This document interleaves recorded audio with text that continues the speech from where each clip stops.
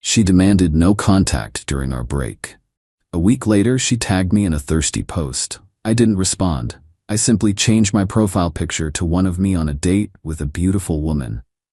The no-contact rule was suddenly broken by 17 missed calls from her. I, 30 male, was at work when Thalia, 28, sent the text that started this whole mess. 3 years together, living together for one. Thalia, I think we need a break. I need space to figure out what I want. No contact for at least a month. Please respect this boundary. Stared at my phone. This came out of nowhere. Well, not nowhere. She'd been distant since her high school reunion 2 weeks ago, constantly texting someone, guarding her phone, the usual signs. Me, okay, if that's what you need. That's it? You're not gonna fight for us? You asked for no contact, I'm respecting that. I expected more emotion from you. This is why we need a break. You literally just asked me to respect your boundary. Whatever. 1 month, no contact. That means no texts, calls, social media interaction, nothing. Understood. Went home that evening. She'd already packed. Dramatically, of course. Left a note about finding herself and needing to explore who she is outside of us. Cool. She moved to her friend Marissa's place. I spent the first 3 days doing exactly what she asked. No contact. Removed her from my close friends on Instagram. Didn't watch her stories. Didn't text. Didn't call. Gave her exactly what she demanded. Day 4. Her Instagram story showed her at a wine bar with some dude. Caption, reconnecting with old friends. Old friends. Right. Recognized him from her reunion photos. Chased something. High school quarterback who peaked at 18, but still acted like it at 30. Didn't react. Didn't watch the whole story. No contact means no contact. Day 7. Woke up to a notification. Thalia tagged me in a post. Missing this one at me. Take me back. Couple goals. The photo? Us from 6 months ago at her sister's wedding. The comments were already flowing. "Aw, babe, what happened? You two were perfect." His loss. The audacity. She demanded no contact, then publicly tags me for attention? Nah. Didn't like, didn't comment, didn't even remove the tag. Just let it sit there. But I did do something. Changed my profile picture. Had a photo from the previous weekend, my company's award dinner. Me in a suit, laughing with Jade from accounting. Gorgeous woman, great conversation, purely platonic, but the photo didn't show that context. Caption, great evening with even better company. Then I waited. Took exactly 47 minutes. 17 missed calls, 23 texts. Here's the highlight reel. Who is she? You moved on already? It's been a week. You're doing this to hurt me. Answer your phone. This is manipulation. I can't believe you disrespect our relationship like this. We're on a break, not broken up. Call me now. The irony of her breaking her own no-contact rule because she couldn't handle me possibly moving on? Sent one text back. I thought we agreed on no contact for a month. Please respect this boundary. Used her exact words. She called immediately. I didn't answer. Thalia voicemail 1. Seriously? You're throwing my words back at me? Real mature. Call me back. Voicemail 5. That better not be a date, we're still together. Voicemail 9. I'm coming over, we need to talk. Showed up at my apartment at 11 p.m. Banging on the door. Thalia, open up. I know you're home. Me through the door. No contact means no contact, Thalia. Thalia, don't be petty. Who is she? Me respecting your boundaries isn't petty. You know what you did, that photo. I changed my profile picture. That's not contact with you. She actually tried to use her key. I'd changed the locks day 1. Standard procedure when someone moves out. Thalia, you changed the locks? Me, you moved out, security measure. I'm staying with Marissa temporarily. Me, during our no-contact break, which you're currently violating. She left after neighbors threatened to call the cops, but this was just the beginning. Update 1, week 2. The meltdown accelerated when I continued respecting her no-contact rule. Funny how that works. Day 8. She started posting thirst traps, gym selfies, bikini pics from old vacations, feeling myself captions. Each one strategically posted when I was usually online. Didn't like any, didn't view any. Jade from accounting did comment on one though, which sent Thalia into a spiral based on her subtweeting. Day 10. She created a fake account to follow me. Username FitnessMike2024. Generic gym bro profile. Immediately watched all my stories. Girl didn't even wait a day to make it believable. Blocked it. Day 11. Posted a story with Chase, him shirtless at the beach. Caption, some things never change. Her best friend Marissa texted me, she's trying to make you jealous, it's pathetic. Also, she won't shut up about your profile pic. Who's the girl? Me, coworker, Platon Company event. Marissa. Lol, she's convinced you're engaged already. She checks your profile every hour. Me. How's the no contact break working for her? Girl. She talks about you non-stop. I'm about to kick her out. Day 13. Thalia did something unhinged. Posted an old photo of us with the caption, sometimes you don't know what you have until it's gone. Missing my person at me? Second chances? This time, I untagged myself. Only action I took. She noticed within minutes. The calls started again. You untagged yourself? That's so disrespectful. Me, no contact rule, your rule. Still got 2 weeks left. This is ridiculous. I just wanted space, which I'm giving you. Not like this. You're supposed to miss me. You're probably with that girl right now. Goodbye, Thalia. Day 14. Nuclear option. She showed up at my work with lunch, playing the devoted girlfriend. Reception called up. Mr. Garrett? Your girlfriend is here with lunch? Me. I don't have a girlfriend. Please ask her to leave. Came down to handle it myself when she wouldn't go. In front of my coworkers. Baby, I brought your favorite. Me. Thalia, you need to leave. This is inappropriate. I can't bring my boyfriend lunch? We're on a break. Your eye contact. Also your idea. Jade walked by. Oh, is this the ex who's finding herself? Thalia's eyes went wide. This is the girl from the photo?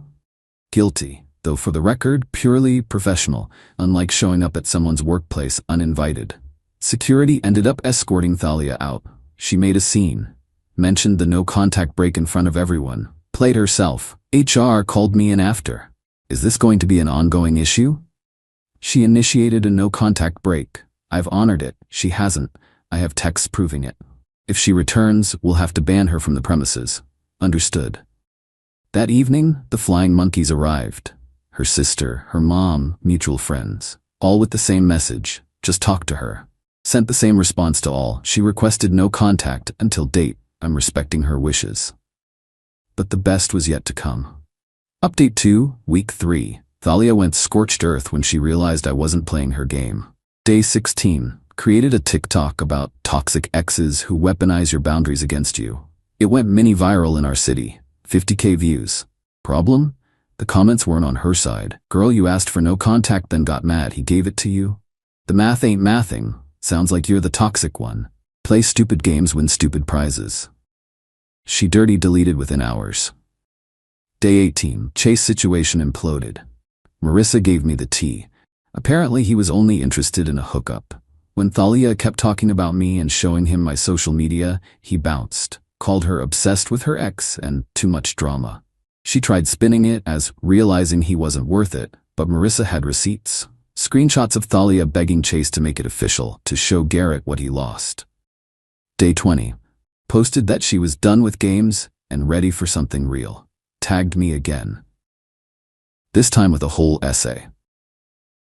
I know I said no contact, but that was a mistake. I was confused, scared of how serious we were getting. But this break showed me you're my person. I'm ready to come home. Love you, baby.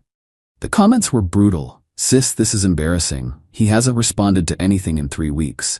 Delete this and go to therapy. The secondhand embarrassment? I didn't respond. But I did update my relationship status to single for clarity. She lost it. 47 calls in 1 hour. Voicemails ranging from crying to screaming to bargaining. Greatest hits include, you're single, we're on a break. This is emotional abuse. I'll forgive you for that girl if you take me back. You're going to regret this. I'm the best thing that ever happened to you. Day 21. She tried to use my Amazon Prime account. Yeah, she still had the password. Ordered $500 worth of stuff to Marissa's address. Joke's on her. I'd removed all payment methods except an expired card.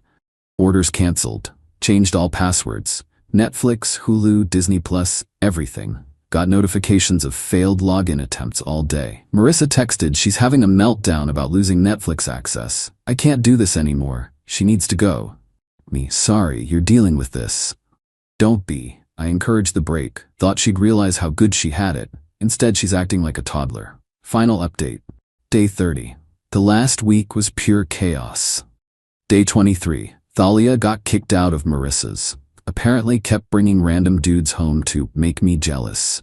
Even though I'd never know unless she posted about it, which she did. Moved back with her parents. Posted about toxic friends who don't support your journey. Marissa posted the receipts of Thalia owing 2 months of utilities and eating all her food. Day 25. Her mom called me. Mom, Garrett. Honey, can you please take her back? She's driving us insane. She wanted a break to find herself. She found herself unemployed and living in her childhood room. Oh yeah, forgot to mention, she quit her job day 3 of the break to focus on self-discovery. Thought I'd keep supporting her. Surprise, I won't. Day 28. She tried one last manipulation. Posted about being depressed and in a dark place. Mutual friends worried, reached out to check on her. She was fine. Posted Instagram stories from brunch an hour later. People started catching on to her patterns. Day 30. The end of no contact. I woke up to a text at midnight exactly. It's been 30 days. Can we talk now? Sure. I want to come home. I've had time to think and I know we belong together. I've had time to think too. We don't. What? But I chose you. After trying to make me jealous with Chase, creating fake accounts to stalk me, showing up at my work, and breaking your own no-contact rule repeatedly. I was testing if you cared. I cared enough to respect your boundaries. You couldn't even respect your own. So that's it? 3 years gone? Me, you ended it when you asked for a break. I just made it permanent. You can't do this. I have nowhere to live. That's a consequence of quitting your job to find yourself. You're heartless. I'm single, by your choice, originally. She called 37 times that night. I didn't answer any. Posted a final Instagram story. When someone shows you who they are, believe them. When they ask for space, give them the universe. Blocked her on everything after that. 2 months later, life's peaceful. Started actually dating Jade from accounting. The universe has a sense of humor. She thinks the whole story is hilarious. Jade, so she really thought you'd wait around while she tested the waters? Me, while posting about it publicly. The lion, the witch, and the audacity. Thalia still posts about narcissistic exes and healing from emotional manipulation. Latest I heard, she's working retail, living with her parents, and dating some guy who likes all her posts within seconds. Her mom saw me at a grocery store. You dodged a bullet. She's already planning a break with the new guy to keep him interested. Some people never learn. The moral? When someone asks for no contact, give it to them.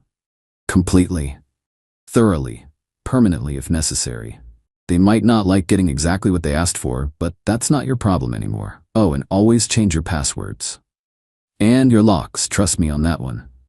My girlfriend texted, don't freak out, I'm going to dinner with my boss. I replied, enjoy. Then I forwarded her work emails to HR and ordered her a one-way Uber to his wife's office.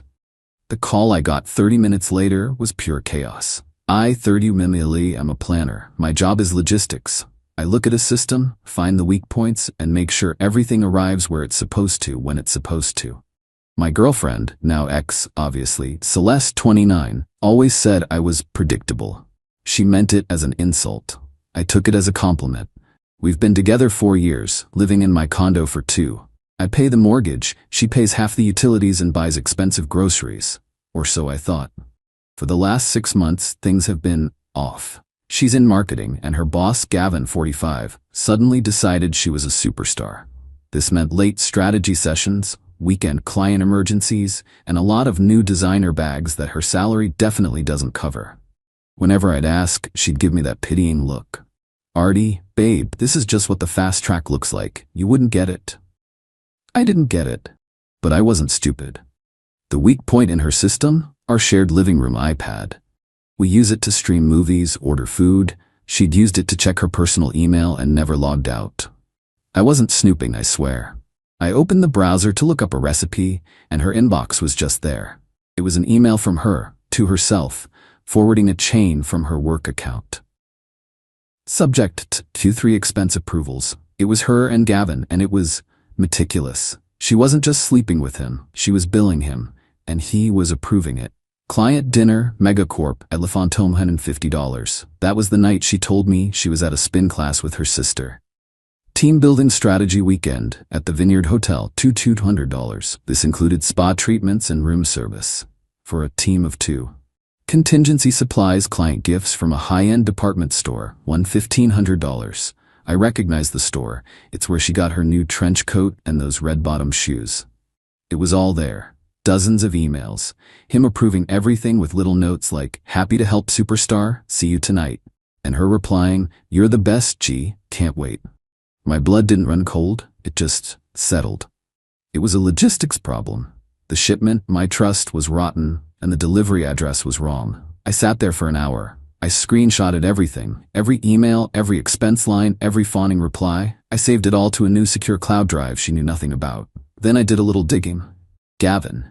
Married, of course. His wife, Diana. Partner at a shark-infested family law firm downtown. Oh, that is just perfect. I waited. For 2 weeks, I was the perfect, predictable, supportive boyfriend. I made dinner. I listened to her complain about presentation stress. I was just waiting for the right moment. It came last night, a Tuesday. She was getting ready, doing the full face makeup, using the perfume I hate because it's too strong. "Big night?" I asked, sipping a beer. Yes," she sighed, adjusting her dress. "Gavin wants to go over the new campaign. Just dinner, but it's so tedious." "Don't wait up." She kissed my cheek. It felt like a mosquito bite. She left. At 7:05 p.m., my phone buzzed. "Celeste, don't freak out, I'm gonna dinner with my boss. Just us. Big project. Behave." That condescending little wink, that was the green light. I replied, "Enjoy." Then I executed the plan. 7:06 p.m., I opened a fresh, anonymous email account. I drafted a message to the head of HR and the chief financial officer at her company. Subject, urgent, expense report, fraud and misuse of funds. Gavin, last name's department. Body. To whom it may concern, I am a concerned employee. Gavin, last name, has been using company funds to finance an affair with his subordinate, Celeste.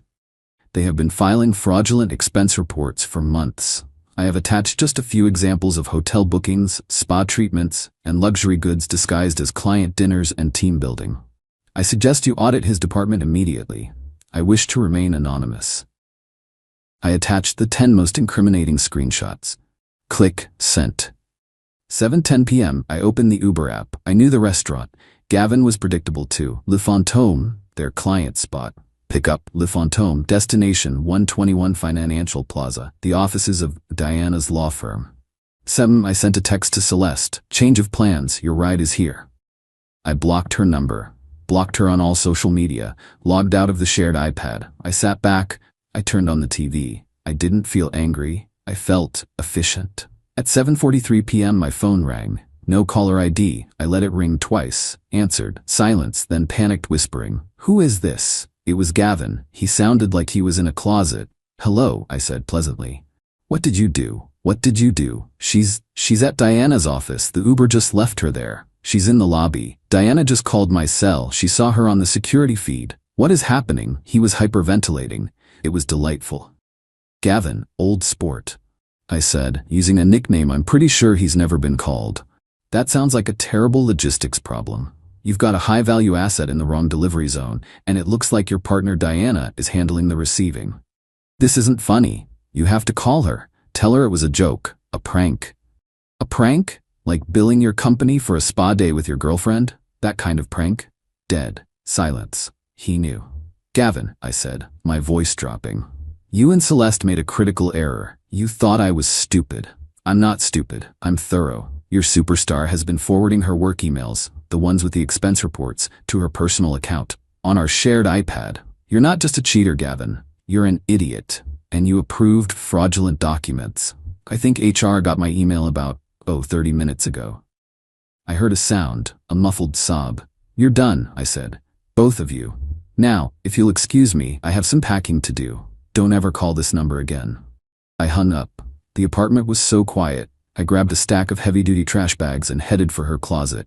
Time to streamline the inventory. Update 1. It's been about 72 hours since the Uber. The silence in my apartment has been amazing, but the noise from the outside world has been intense. So the immediate aftermath. Around 1:30 a.m. on Wednesday morning, the pounding started. Not just a knock. A full-on, end-of-days pounding. "Arthur, open this door, you psycho. Open it right now." I was on my couch watching a documentary. I didn't move. I'd already put the chain on and double-bolted the lock. "You think this is funny? You ruined my life. My career is over. Gavin is—" More pounding. She was kicking the door now. "I'm calling the police. I'll tell them you assaulted me." That was a mistake. I picked up my phone and started recording her threats. After about 10 minutes of this, she actually did it. 2 police officers showed up around 2 a.m. I saw the flashing lights through my blinds. I answered the door, chain still on. "Officer 1, sir, we received a call from this woman. She says you've locked her out of her apartment." Me, tired. "Officers, good morning. This is my condo. She was my girlfriend. She doesn't pay rent and isn't on the mortgage. We had a non-domestic breakup this evening. She's been threatening me for the last 20 minutes. I have a recording of her screaming she was going to file a false assault report." I held up the phone. The officers looked at each other, then at Celeste, who was now doing the hysterical crying thing. "Celeste, he's lying. He's crazy. He trapped me. He sent me to some witch's office." "Ma'am, where did he send you?" "My boss's wife's office. He's stalking us." "Sir, did you do that?" "Officer, I ordered her an Uber. She's an adult. She could have gone anywhere. She chose to make a scene." I looked at them. Honestly, I found out she was having an affair and stealing from her company, all while living in my home. I ended it. Now she's trespassing. This is a civil matter. And I'm happy to arrange a time for her to get her belongings with a civil standby, but I don't feel safe letting her in right now, especially after the false report threat. The cops were done. They told Celeste this was a civil dispute and that she couldn't be here. They told her she needed to find somewhere else to stay and contact me in the morning to arrange getting her things. She was livid. "This is my home. I have makeup in there. My laptop." They eventually made her leave. I watched from the window as she stomped off to her car, the one I co-signed for, another problem for another day, and sped off. The next day, the real entitlement wave hit. My phone rang. Her mother, Brenda. "Brenda, Arthur, thank heavens. Celeste is here, and she is an absolute wreck. I think you owe her an apology." "Me an apology? For what exactly?" "For this stunt. You embarrassed her. You sent her to that horrible woman's office. You got her suspended. Gavin was fired this morning, Artie. Fired. They walked him out. All over a little mistake."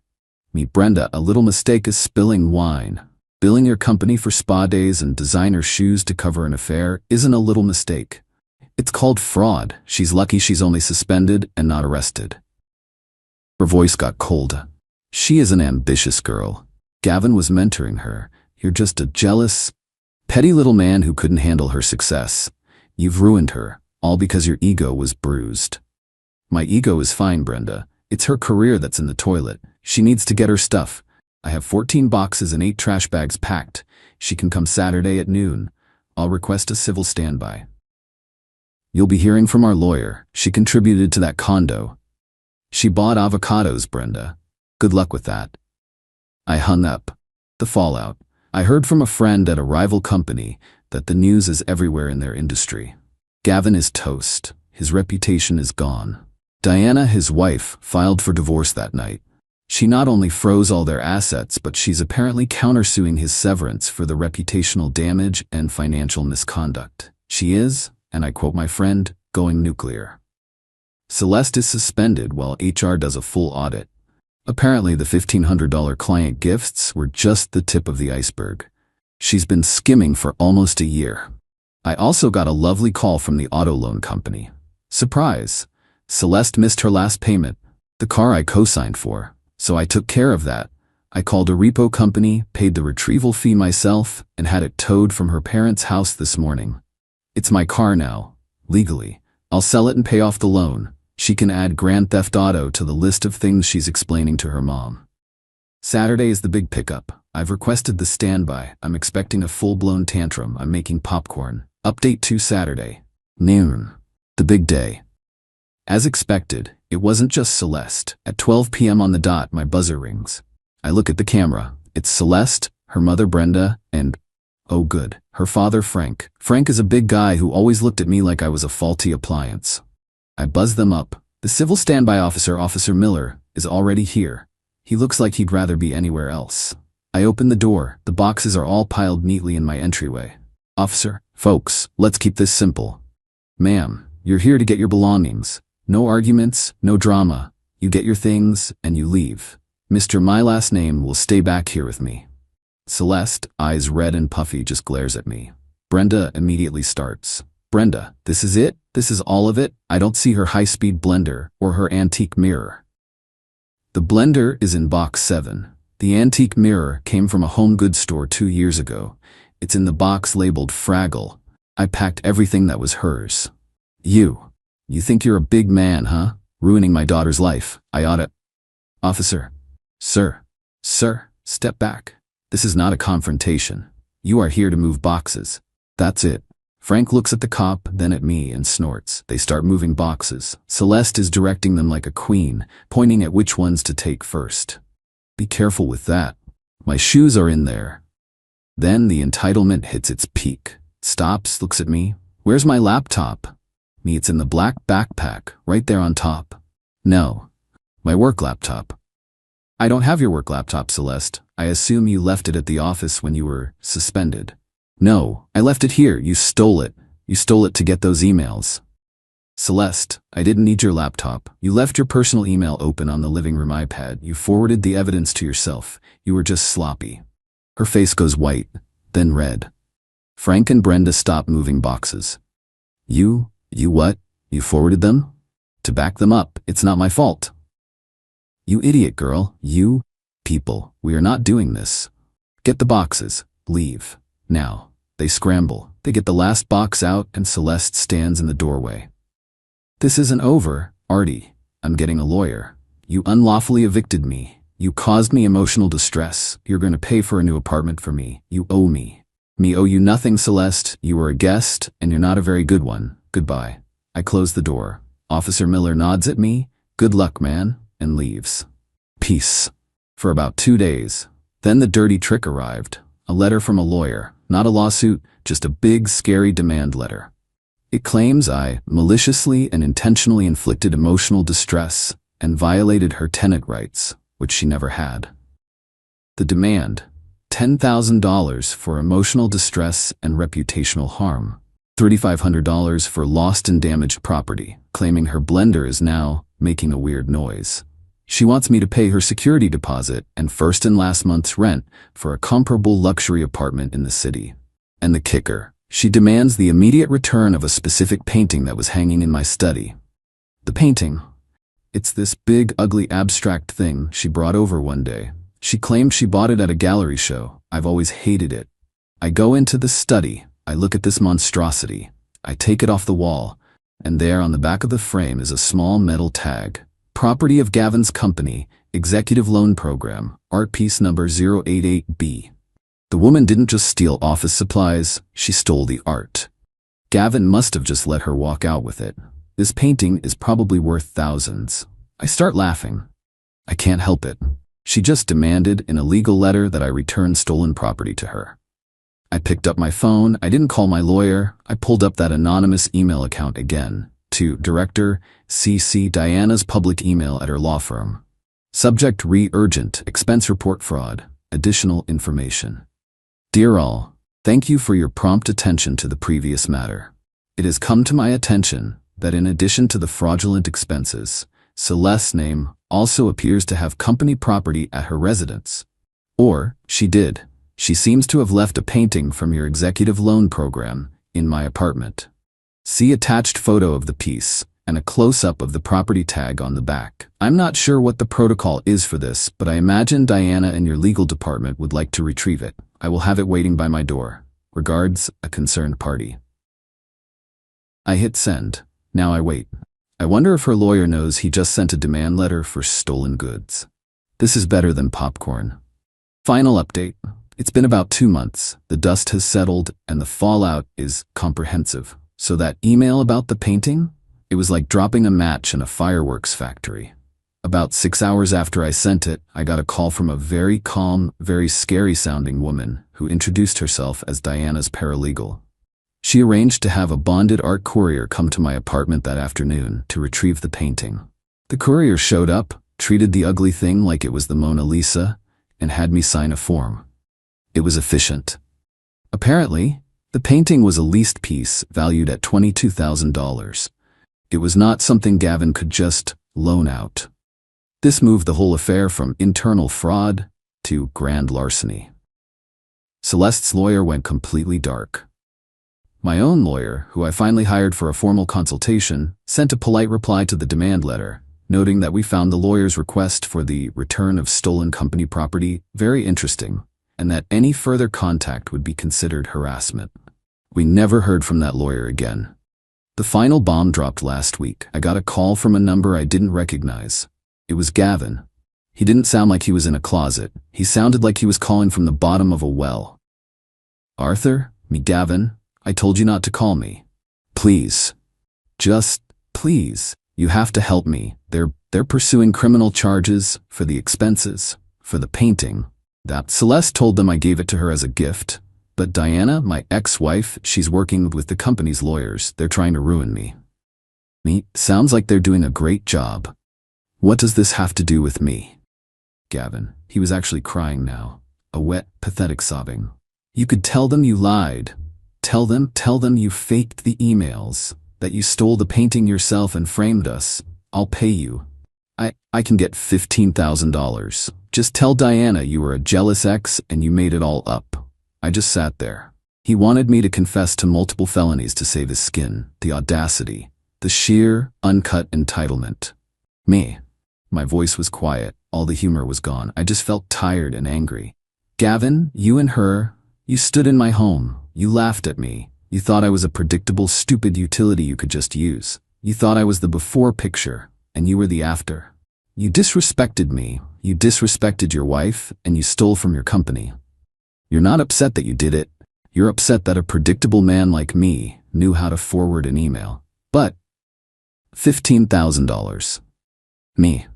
Gavin, the $15,000 you're offering is probably the last bit of cash Diana didn't find. You made this bed. You approved the expenses. You let your superstar walk out the door with a $22,000 painting. This isn't my problem. This is your consequence. Goodbye." I hung up. I blocked his number. Here's the final scoreboard, from what I've heard through the grapevine. Gavin, fired, divorced. Diana took him to the cleaners. She had the fraud and the affair as leverage. His company is pursuing criminal charges for the fraud and theft. He's probably going to jail. Celeste, fired. Also named in the criminal complaint as a co-conspirator. Her industry is tiny. She's blacklisted. No one will hire her. Her unlawful eviction lawsuit never materialized. Last I heard, she had to sell her car, the one I repoed and sold, forcing her to pay the difference on the loan, and is living back in her childhood bedroom. Brenda and Frank are apparently furious at her. The car, I sold it, paid off the loan. It barely covered it. I lost about $500. I consider it a cheap price to be free of her. The condo is quiet. I bought a new painting for the study. It's a landscape. It's very predictable. It cost $200, and I have the receipt. It's weird. You spend 4 years with someone, and then it's just over, like a bad logistics contract. I'm not hitting the gym or climbing mountains. I'm just here. I'm processing the fact that the person I loved was a narcissistic thief. It stinks. It's a betrayal that leaves a mark. But then I look at the new painting. I order a pizza, I open a beer, and I enjoy the silence. She wanted the fast track. She just didn't realize it was a one-way train, and I was the one who forwarded the switching manifest. She was right. I am predictable. I predict that when you mess with a man's home and his trust, you end up in a world of trouble. System corrected. Shipment delivered.